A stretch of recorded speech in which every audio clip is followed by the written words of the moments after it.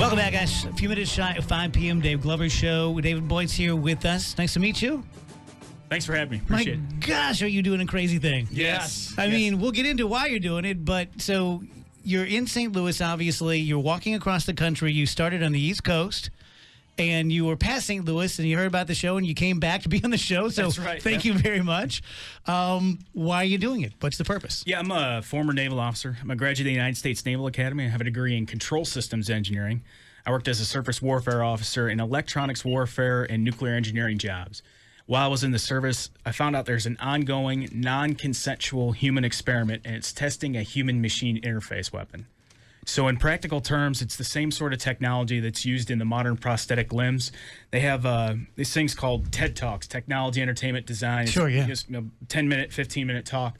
If you go to TED.com and search technologies that can hack the brain, there's 6 TED Talks in that playlist, and for someone that has no knowledge of the neuroscience or how this could work, in about an hour you can figure out the scope of the problem. Now, did you stumble upon this? Were you privy to it? Yeah, it was an issue where I think it was the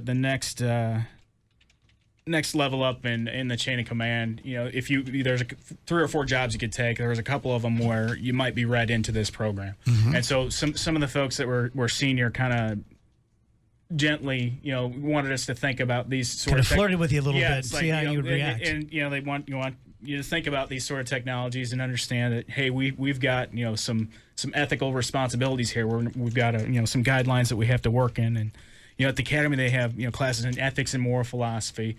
They take you through like the Holocaust Museum. They teach you about the Tuskegee experiment and what happened in the killing fields in Cambodia. That what happened in Rwanda against the Tutsis and in the 90s there, and they just want to make sure that you have a strong moral compass. Okay. And so we've got this issue here where we have a non-consensual experiment with a group of American citizens, and these some former military, but a lot of just unsuspecting citizens, similar to what happened with the Tuskegee experiment there in Alabama. So why wouldn't they, Dave, there have to be enough people out there who you could just be straight up and say, we're going to pay you $1,000 and here's what we're going to do? Yeah, but for some reason they just these types of experiments just keep getting approved. In the 60s they had an entire series of experiments where they were dosing people with LSD, and they never told them they were part of an experiment, and it wasn't until the stuff that happened with the Nixon administration they started looking around for other problems. I just put the website. I guess right, you got it straight from.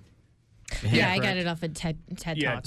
So the TED Talk that he's talking about, where it says 6 TED Talks on technology that can hack your brain.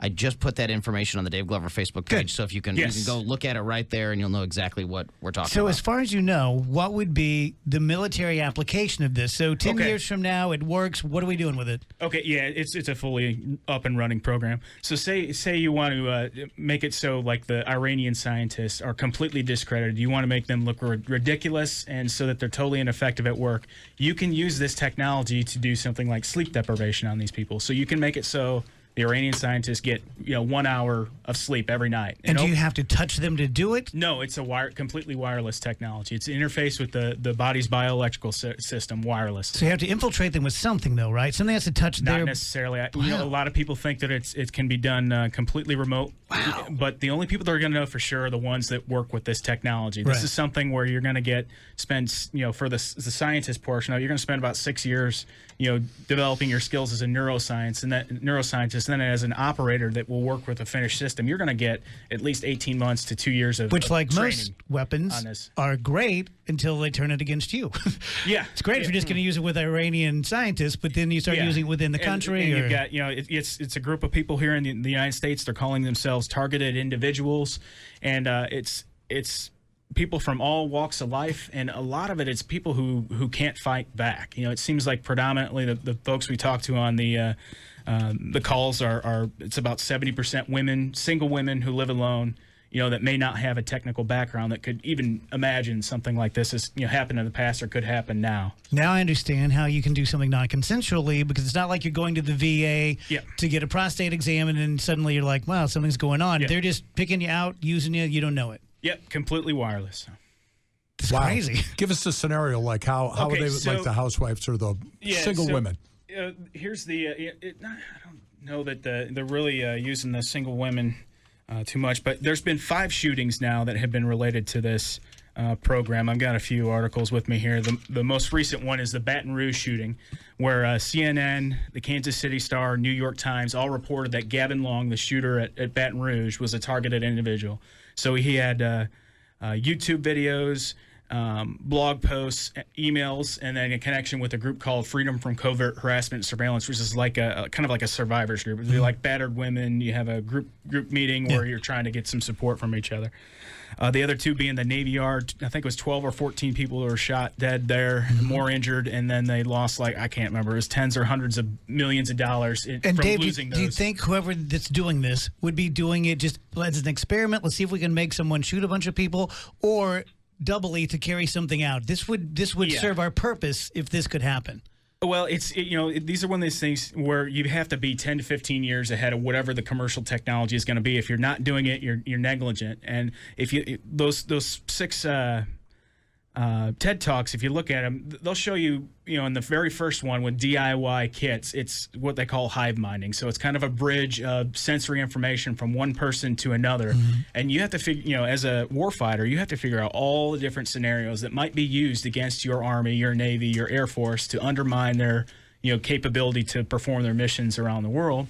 And then what does that do to the banking system? What does that do to the stock market? What does that do to the government? So it's kind natural question. How concerned are you going on the air and talking about this and walking across? Yeah. Why don't you just disappear and chill a coffee? No, I would just not. There's no way. These people are. This is like a torture weapon. You've got 4,000 to 10,000 people here in the United States that are in this program at various sequences along the spectrum of this program.